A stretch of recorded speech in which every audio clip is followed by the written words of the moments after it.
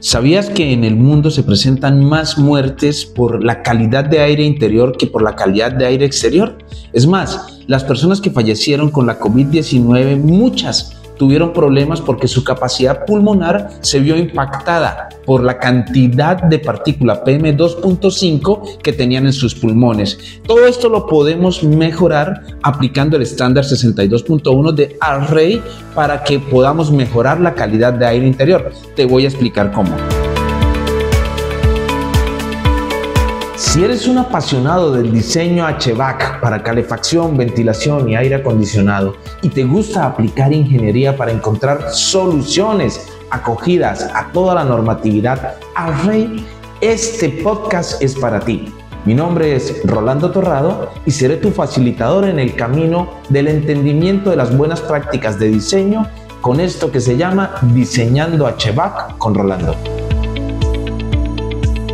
Hola, ¿cómo estás, mi querido HVACero? Qué placer que estés acá de nuevo. Este es el podcast Diseñando HVAC con Rolando. Ya vamos en el episodio 10 y hoy vamos a ver lo que es la importancia de la calidad de aire interior. Así que no te muevas porque vamos a mostrar el estándar 62.1. Pero antes de iniciar, quiero que te vayas de inmediato a YouTube.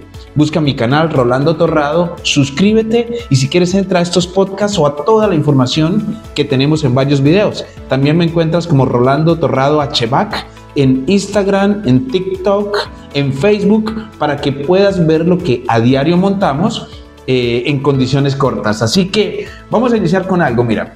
Cuando un diseño tiene solo recirculación de aire, o sea que tú no estás tomando aire exterior, tenemos varios problemas, dentro de los cuales te puedo mencionar que van a haber olores que no se van. Por eso tú cuando llegas a algunos locales, entras, apenas abres la puerta, de inmediato te impacta el olfato porque los olores no tienen cómo diluirse. Pero pues eso es un problema muy sencillo. Lo que es más complicado y lo que impacta la salud de las personas y la productividad son los patógenos, son los elementos aerotransportados que van a generar enfermedades, porque no hay quien los diluya. Cuando yo entro aire de afuera a un local, pues lo que estoy haciendo es diluir. ¿Qué es diluir? Es tomar una concentración de patógenos, de elementos dañinos, de microorganismos que pueden afectar, que tienen una concentración por metro cúbico de aire y diluirlo, o sea, reducir la concentración. Eso es como cuando tú tienes en un pocillo 5 centímetros cúbicos de leche, pero tú empiezas a echarle café y si le echas 500 centímetros cúbicos de café, la leche se diluye totalmente y queda puro café. Lo mismo es esto. Si yo meto aire exterior, aire puro, aire limpio, pues estoy diluyendo la concentración de patógenos. Pero más adelante vamos a tener algo muy en claro. Depende de la calidad de aire exterior que yo estoy ingresando. Porque si estoy en la séptima en Bogotá o en una avenida muy concurrida de México o de cualquiera de estas ciudades que son tan contaminadas, pues yo no puedo agarrar aire de allí e inyectarlo de forma directa. Tengo que tratarlo. Y ya vamos a revisar qué es lo que tenemos. Cuando yo tengo esos patógenos por debajo de la concentración que los entes como OSHA, la CDC, que es el Centro de Control de Enfermedades de Estados Unidos, la Organización Mundial de la Salud o cualquier ente regulatorio me da como límite de concentración para una exposición de personas, yo puedo decir que tengo una calidad de aire interior aceptable, pero el 80% de las personas que están ahí en una encuesta me tienen que decir que aceptan esa calidad como buena, o sea, permiten estar trabajando ahí. Y si yo no tengo estos tipos de controles para mejorar la calidad de aire interior que me da el estándar 62.1, también tengo muchas enfermedades y a veces llegamos a tener lo que en algún momento llamábamos el edificio enfermo, que la gente llegaba en las mañanas, pero en la tarde ya salían somnolientas, con problemas, con tos, con estornudos, con alergias, y entre más tiempo duraban ahí, más se enfermaban. Solo cuando salían del edificio se le quitaban todos estos síntomas. Eso se debe a una mala calidad de aire interior. Y ahorita que acabamos de pasar por la pandemia del SARS-CoV-2 que generaba la COVID-19, todos los entes lo único que pidieron fue aumentar las ratas de ventilación, la cantidad de aire externo que inyectábamos a los locales para bajar la probabilidad de contagio, porque AHRI tiene un documento de posición para las enfermedades infecciosas aerotransportadas, donde entrega su modelo matemático y ahorita lo vamos a revisar. Entonces, AHRI descubrió hace mucho tiempo que el ventilar era la única herramienta que nosotros, los diseñadores y ejecutores de los sistemas de aire acondicionado, teníamos para bajar la probabilidad de contagio de las personas que están dentro de un local encerrados, porque recuerda, el 90% del tiempo las personas están en sitios cerrados, porque yo estoy en mi habitación, en mi trabajo, en mi oficina, en el estudio, en todas partes estoy en sitios cerrados. Y entonces el aire que respiro es como el alimento que ingiero. Depende de lo que yo me alimento, depende del aire que yo respire, eso me va a dar mi salud, eso va a dar la respuesta de mi cuerpo a todos esos estímulos. Así que voy a mostrarte, para los que están en YouTube, los que están en Spotify, tranquilos que se los voy a explicar claramente. Vamos a mirar lo que dice AHRI en su documento de posición con fecha 19 de enero de 2014.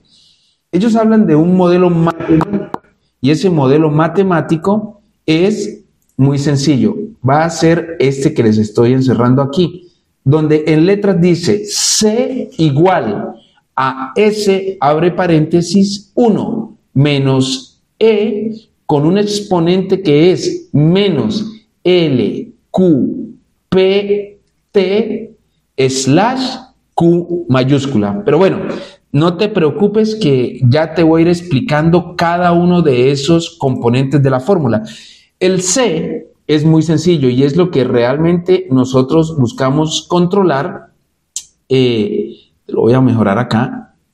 El C lo que es simplemente el número de nuevos infectados, de las personas que se van a infectar cuando estén en un lugar. Ahora, ese número de nuevos infectados va a ser igual a ¿qué? Primero que todo va a depender del S, que es la cantidad de susceptibles, o sea, ¿cuántas personas tengo? ¿Qué quiere decir eso?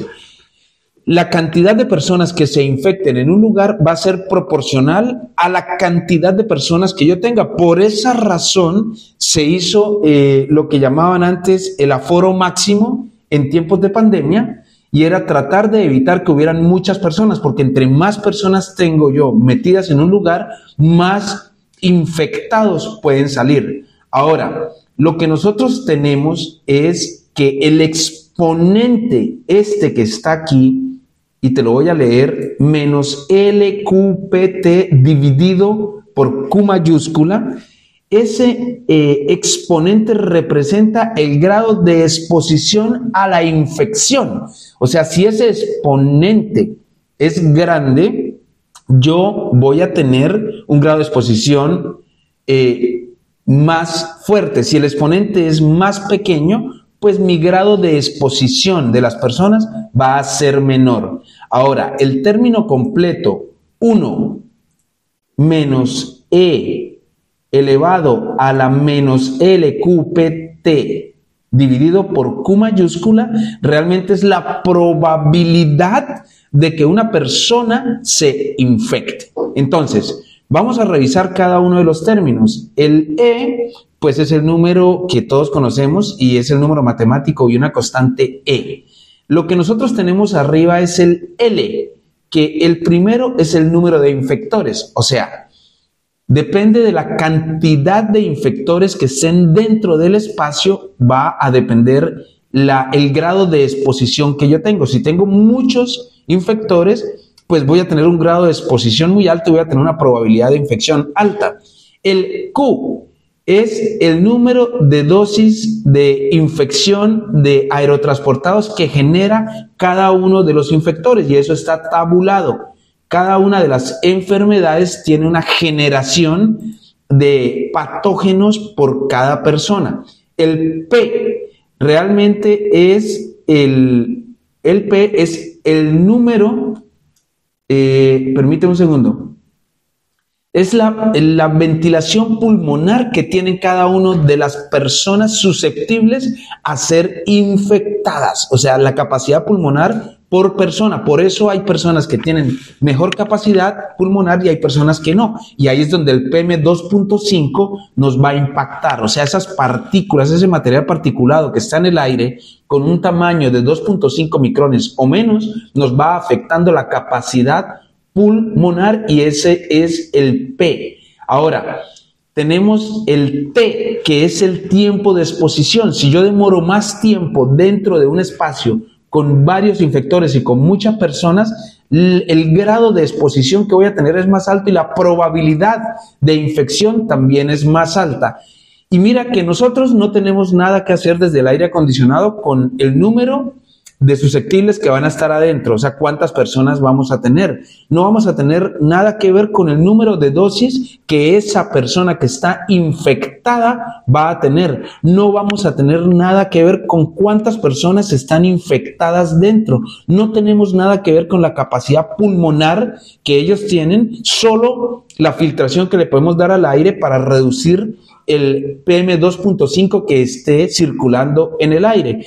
Nosotros no tenemos nada que ver con el tiempo que las personas estén expuestas, o sea, cuánto tiempo duran allí adentro, pero con lo que sí tenemos nosotros que ver es con el Q mayúscula que está dividiendo ese exponente. Y ese Q mayúscula es la ventilación que nosotros tenemos. Entonces, entre más ventilación generemos, más pequeño va a ser el exponente y como tal, la probabilidad de contagio va a ser menor. Por eso, todas las entidades en el mundo, cuando estábamos en medio de la pandemia, lo que recomendaban era que para la reapertura de todos los locales, oficinas, debían generarse condiciones de mayor ventilación. Así que ya vas entendiendo por qué lo importante es ventilar mucho, o sea, meter mucho aire externo, porque la fórmula matemática que ASREI tiene en su documento de posición de las enfermedades infecciosas aerotransportadas, te lo va a mostrar, pero está en su versión 2014. Así que, si quieres reducir la cantidad de infecciones que tienes, o sea, si ya tú quieres disminuir esa probabilidad de infecciones, tienes que mínimo utilizar y aplicar el estándar 62.1 y te lo voy a explicar de la manera más rápida que pueda. Ese estándar nos dice a nosotros que las muertes por calidad de aire interior, mira, aquí te lo estoy mostrando en la pantalla. Por ejemplo, la Organización Mundial de la Salud dice, tenemos fechas de 2008 y 2012, son un poco antiguas, pero no he encontrado una retroalimentación más nueva. En 2008, por contaminación exterior en España, murieron 1,3 millones, pero en 2012 murieron 3,7 millones. Así que, por contaminación de aire interior, en el 2008 murieron 1,9 millones, 30% más que por contaminación de aire exterior. Y en el 2012 murieron 4,3 millones, mucho más que los 3,7 que murieron por contaminación de aire exterior. Entonces ya lo estás viendo que el aire exterior, el aire interior mata más que el aire exterior. Ahora, ¿cuáles son las causas de que las personas mueran por calidad de aire interior? Te las voy a mostrar en esta torta. Mira, hay una torta que dice que los ACVs o los accidentes cerebrovasculares son un 34%, o sea, nosotros estamos expuestos a ACVs con una calidad de aire interior deplorable. Ahora, tenemos cardiopatías isquémicas en un 26%, enfermedades pulmonares obstructivas crónicas EPOC, como bronquitis o efisemia, etcétera, un 22%.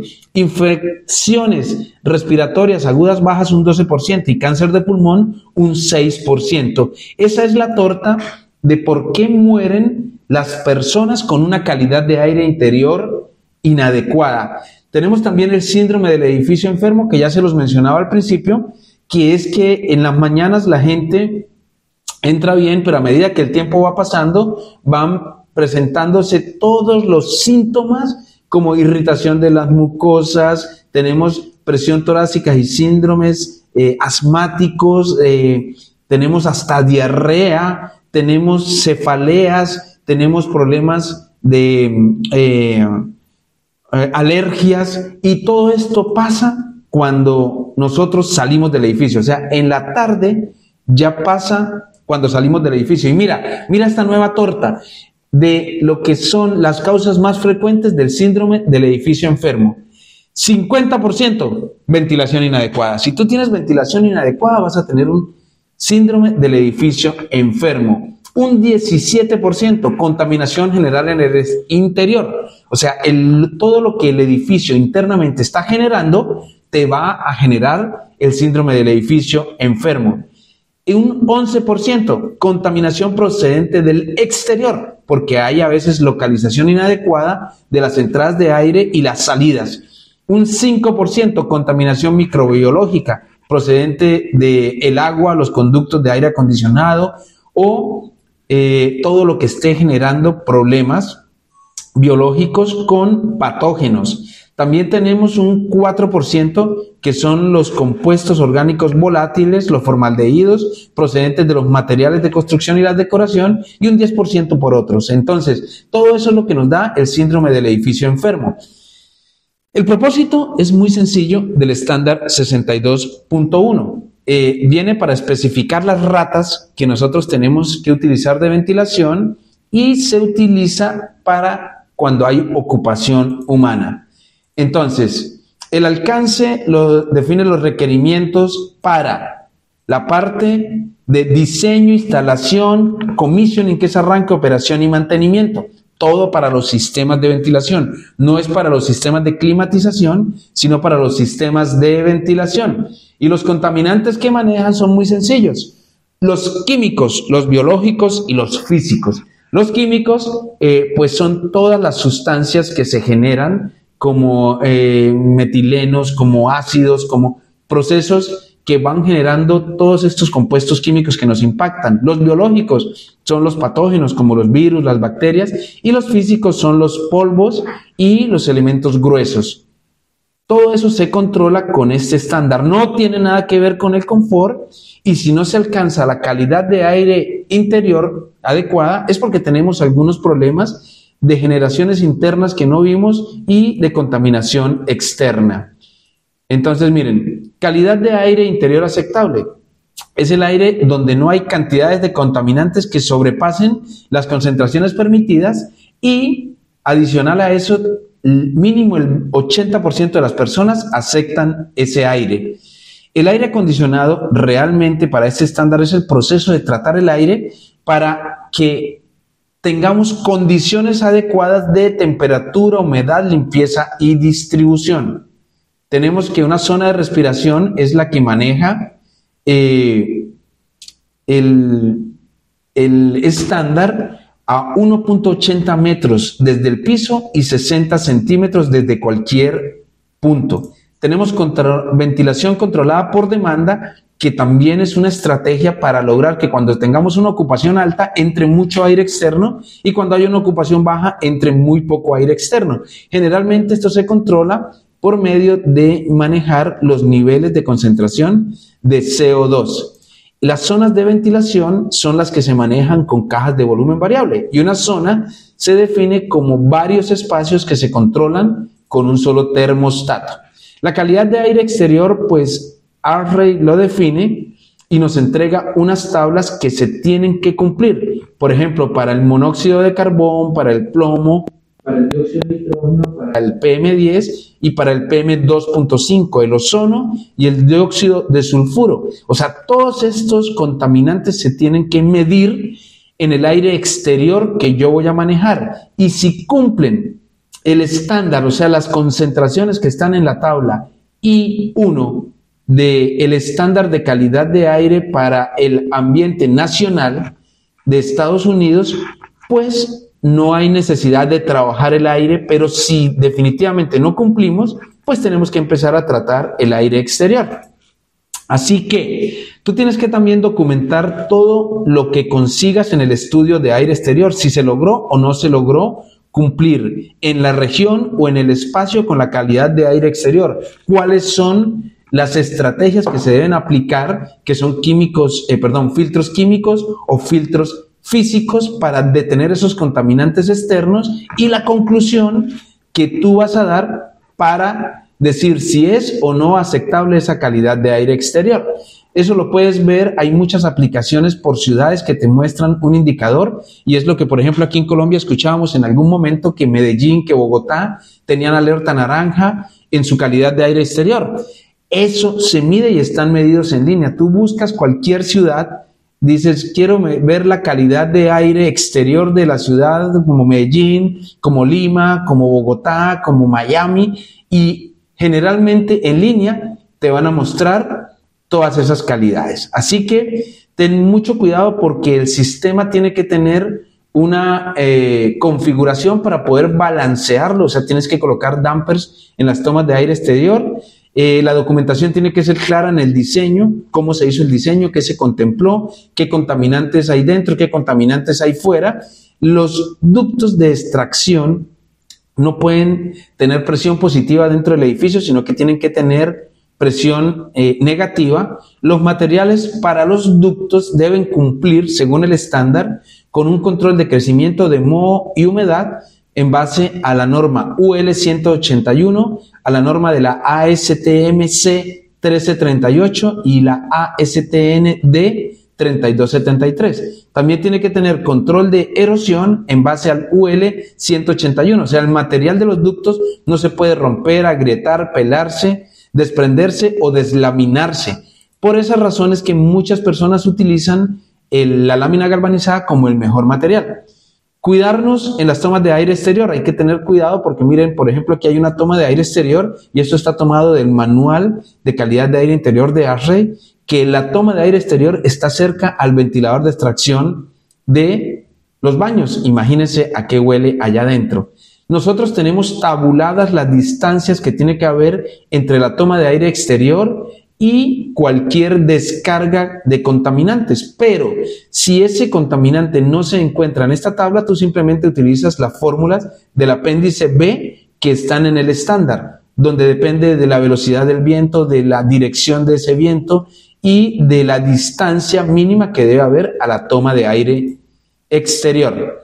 Los filtros y las bandejas tienen que cumplir con un nivel, o sea, tiene que darle un nivel para que el agua evacúe, para que no quede agua almacenada, porque esto va a generar contaminantes. Y debes tener los accesos para la inspección. También tienes que mirar las clases de aire. ASHRAE categoriza 4 clases de aire y eso lo da con baja concentración de contaminantes, baja intensidad de irritación sensorial y olor inofensivo. Pero yo te aconsejo que vayas a las tablas 6.2.2.1 donde habla de la mínima ventilación, porque aquí te entrega una categoría de ocupación, por ejemplo, las estaciones de guardia, las celdas, los salones de clase, y en la última parte de la tabla dice la clase de aire, y si te dice si esos lugares tienen clase de aire 1, clase de aire 2, clase de aire 3 o 4, para que no te preocupes con eso. Los procedimientos que nosotros tenemos para calcular las ratas de ventilación, eso es lo importante del estándar. Él da 3 procedimientos. Esos 3 procedimientos son tasa de ventilación, por calidad de aire interior y por ventilación natural. Nosotros vamos solo a mirar la 1 y la 2. Las tasas de ventilación, entre comillas, son sencillas porque son las que todos utilizamos. Cuánto aire hay que ingresar por persona y cuánto aire hay que ingresar por área. Con calidad de aire interior, pues manejamos unas fórmulas que son muy interesantes y las vemos nosotros en la tabla E1. Donde si es volumen de aire constante, si es volumen de aire variable y qué es lo que queremos, cuánto aire vamos a ingresar a la zona o cuánto contaminante vamos a tener concentrado en la zona. Todas esas fórmulas las puedes tú manejar.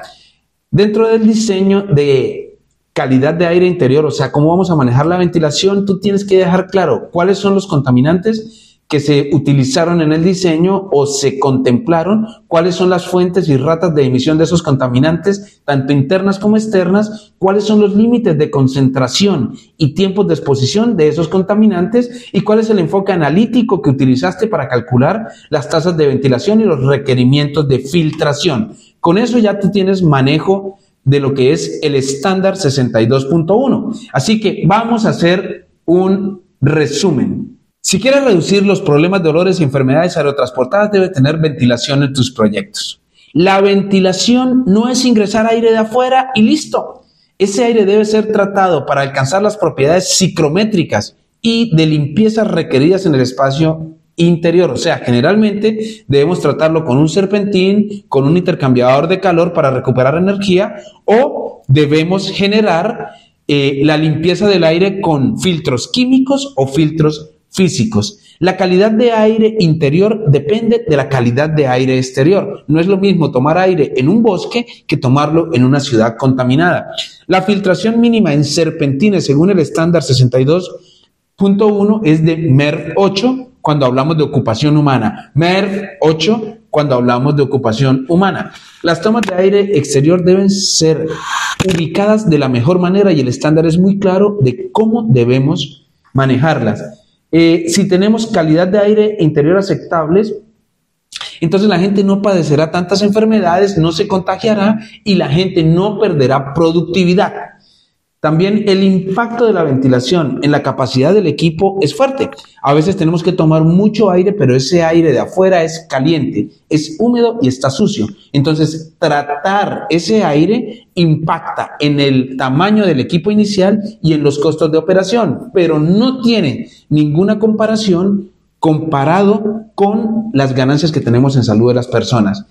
Esto es algo que para los entes internacionales no es negociable. Lo que es el CDC, que es el Centro de Control de Enfermedades de Estados Unidos, la OSHA, la Organización Mundial de la Salud, los ministerios de salud, es demasiado importante ventilar y tú no puedes quitarlo bajo ningún concepto. Así que, pues con esto terminamos este episodio del estándar 62.1. Trata de colocarlo siempre en tus diseños. Si el cliente no lo quiere, tú le explicas a qué se va a enfrentar, que puede haber una legislación local, nacional o internacional que lo puede sancionar, y deja por escrito que el cliente fue quien no quiso que tuviéramos calidad de aire interior. Porque después llega cualquiera y dice, ¿por qué no están inyectando aire de ventilación? Y entonces el dueño adivina qué va a decir. Pues yo pagué un diseño, pues yo le pagué a una empresa que es especialista en aire acondicionado y ellos no dijeron nada. Entonces tienes que tener cuidado porque se puede venir contra ti todos los problemas. Te pido algo, suscríbete a nuestro canal de YouTube, Rolando Torrado, entras, te suscribes y miras los podcasts y miras todos los videos que tenemos para ti. También síguenos en Instagram, en YouTube, en TikTok, en Facebook como Rolando Torrado HVAC si lo que te interesa es el diseño. Y aquí en la descripción de este episodio tengo un pequeño test para que tú midas cómo está tu conceptualización en la parte de aire acondicionado. Nos vemos en el próximo episodio. Gracias por estar acá.